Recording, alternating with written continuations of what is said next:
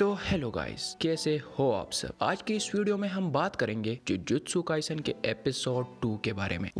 Episode 2 का anime वाला episode अभी तक रिलीज नहीं हुआ, इसी वजह से हम लोग स्टोरी एक्सप्लेन करेंगे मगर मांगा के रूप में। मैं कोशिश करूंगा कि आप लोगों के लिए जल्द सारे एपिसोड ला सकूं इस चैनल पर, तो उसके लिए चैनल को सब्सक्राइब करना ना भूलना। और अब चलो अपनी वीडियो की तरफ बढ़ते हैं। स्टार्टिंग में हम देखते हैं कि हमारा शिगुरु गेटो अपनी कर्स स्पिरिट का यूज करके उस क्यू ग्रुप वाले मेंबर को पकड़ लेता है और वो कर्स स्पिरिट उस मेंबर को किस करने वाला होता है। वो लड़का भीख मांगता है सुगुरु से कि मुझे छोड़ दो और मैं इसके बाद कभी भी इस टाइप की हरकतें नहीं करूंगा। मैं देहात में जाकर खेती बाड़ी करूंगा, लेकिन मैं जुजुत्सु सॉर्सरी नहीं करूंगा, तो प्लीज मुझे छोड़ दो। लेकिन हमारे गेटो भाई को कोई भी परवाह नहीं होती और वो उसके बात को इग्नोर कर लेता है। ये क्यू ग्रुप का मेंबर फिर गेटो को थ्रेटन करता है कि हमारे यहाँ बेयर सबसे स्ट्रॉन्गेस्ट सोल्जर है जो कि तुम लोगों को नहीं छोड़ेगा और मुझे बचाने यहाँ पर जरूर आएगा। तो ये सुनने पर गेटो इस लौंडे को एक पिक दिखाता है जिसमें हम देखते हैं कि हमारा सातोरू गोजो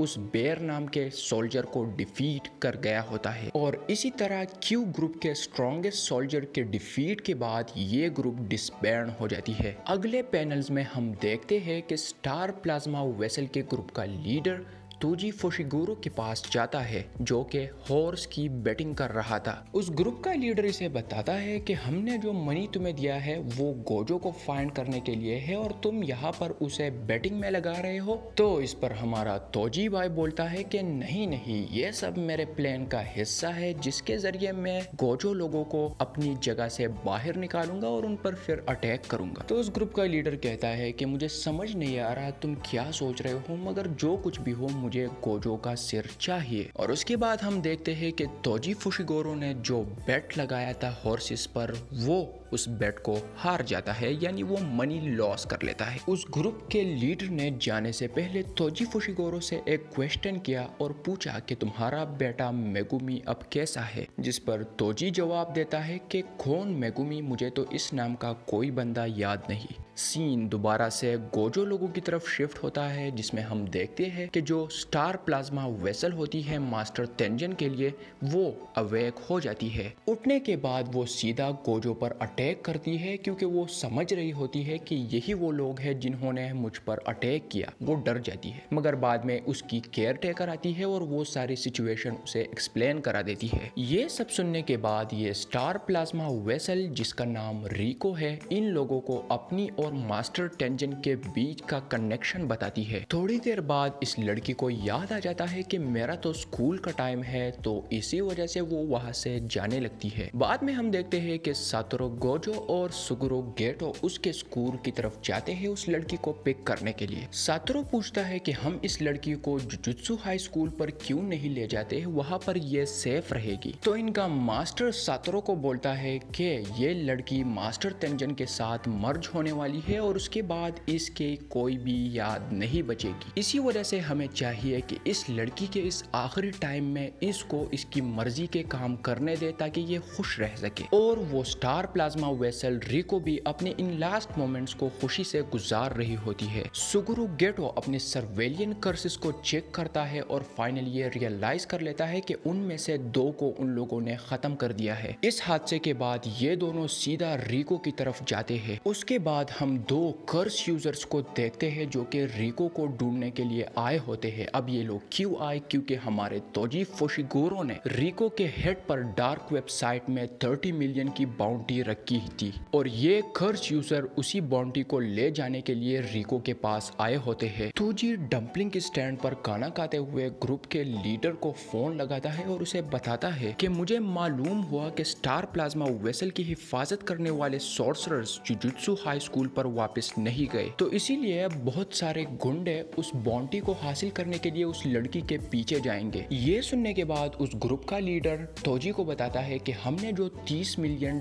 तुम्हें दिए थे वो इसलिए दिए थे ताकि तुम उस स्टार प्लाज्मा वेसल को महफूज हमारे पास ले आ सको, लेकिन अगर कोई तुमसे पहले उस लड़की को मार देता है तो फिर हम तुम्हें वो पैसे नहीं दे पाएंगे। जिस पर तोजी फुशिगुरु बोलता है कि तुम्हें तो घबराने की कोई जरूरत नहीं, क्योंकि उस लड़की के पास गोजो सातोरू है उसकी हिफाजत करने के लिए, और मैं जानता हूँ कि वो लड़का गोजो उस लड़की को एक खरोच भी नहीं आने देगा। तोजी बताता है कि सातोरू गोजो अपने गोजो फैमिली के 100 साल में पहला ऐसा लड़का है जिसके पास दोनों 6 आइज और लिमिटलेस कर्स टेक्निक के एबिलिटीज है, और तोजी खुद भी श्योर नहीं है कि गोजो के प्रेजेंट में क्या मैं उस स्टार प्लाज्मा वेसल को उसके हाथों से निकाल पाऊंगा। इसलिए तोजी सातोरू गोजो के ग्रुप को खत्म करने के लिए मिशन के बकाया 29 घंटों के लिए कर्स यूजर को इस्तेमाल करेगा उनके खिलाफ। ये एक मुफ्त मजदूरी होगी क्योंकि कोई भी इस बाउंटी को कैश नहीं कर सकेगा। तोजी फिर देखता है कि चीजें बहुत ही ज्यादा जल्दी चल रही है, तो इसी वजह से वो वहां से चलने निकल जाता है और वो उस ग्रुप के लीडर को बताता है कि तुम उस $30 मिलियन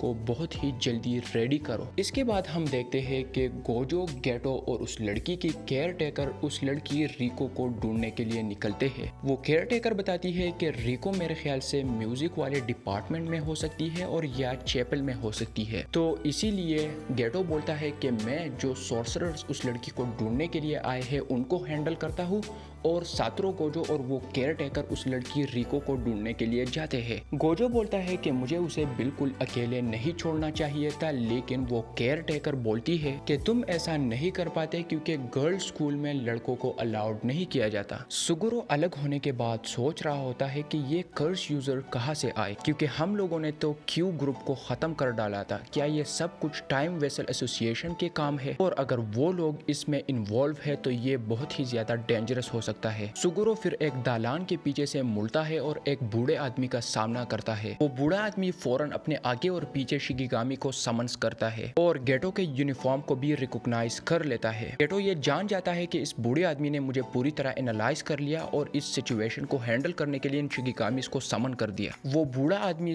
गेटो को और भी एनालाइज करता है और उसे बताता है कि तुम्हारी जो टेक्निक है वो है कर्स मैनिपुलेशन। वो बूढ़ा आदमी सुगुरो से बातचीत करता रहता है और उसके करीब जाने की कोशिश करता है, पर सुगुरो ये सब एनालाइज कर गया होता है और वो उस बूढ़े आदमी को बोलता है कि अपना टाइम वेस्ट ना करो प्लॉटिंग करते हुए, क्योंकि मुझे सब कुछ पता है। उसके बाद सुगुरो अपने एक बहुत ही बड़े कर्स का यूज करके उस बूढ़े आदमी पर अटैक कर लेता है। सुगुरो फिर ये समझ बैठता है कि शायद मैंने इस बूढ़े आदमी को पूरी तरह से खत्म कर दिया, पर फिर हम देखते हैं कि वो बूढ़ा आदमी सुगुरो के पीछे वाले दीवार से बाहर निकलता है और सुगुरो पर अटैक करने वाला होता है। वो सुगुरो को बोलता है कि तुम्हारे उस अटैक से तुमने एक ब्लाइंड स्पॉट क्रिएट कर लिया और अब मुझे एक मौका मिल गया है तुम पर अटैक करने के लिए। वो बूढ़ा आदमी सुगुरो गेटो के क्लोज रेंज में आ जाता है और ये समझ बैठता है कि शायद अब मुझे बहुत ही एडवांटेज मिलेगा। इसके बाद उस बूढ़े आदमी को अपने कुछ फ्लैशबैक्स याद आते हैं अपने कुत्ते के, और उसके आगे हम फिर देखते हैं कि सुगुरो गेटो ने उस बूढ़े आदमी को इस क्लोज रेंज में बहुत ही ज्यादा स्ट्राइक्स दे दिए जिसकी वजह से वो अनकॉन्शियस होने लगा। वो स्ट्राइक देते देते उस बूढ़े आदमी को बता रहा होता है कि तुम ही चाहते थे कि हम क्लोज रेंज में फाइट करें, और जब हम एक दूसरे के करीब पहुंचे तो तुम टिक नहीं पाए। वो फिर उस बूढ़े आदमी से पूछता है कि मेरे पास तुम्हारे लिए एक ही क्वेश्चन है, क्या तुम क्यू ग्रुप से हो या तुम टाइम एसोसिएशन वाले ग्रुप से हो? इसके बाद हम गोजो और उस केयर टेकर को देखते हैं जो कि रिको को ढूंढ रहे होते हैं। ये फाइंड आउट हो जाता है कि रिको चैपल में है, इस वजह से ये लोग वहां पर हेड आउट करते हैं, और उस चैपल के क्लोज बाय एक दूसरा कर्स यूजर होता है जिसके सर पर एक बैग पड़ी होती है। वो कर्स यूजर कहता है कि 30 मिलियन बॉन्टी तो बहुत ही ज्यादा है, मेरी तो लॉटरी ही लग गई। इसी के साथ आज का एपिसोड एंड हो जाता है। आई होप तुम लोगों को ये वीडियो पसंद आई होगी। हम इस सीरीज को कवर करने वाले हैं और मेरे ख्याल से हर 2 दिन बाद आप लोगों को एक एपिसोड मिलेगा, तो इसी वजह से चैनल को सब्सक्राइब करना ना भूलना। मिलते हैं आप लोगों के साथ नेक्स्ट वीडियो में, तब तक के लिए बाय बाय।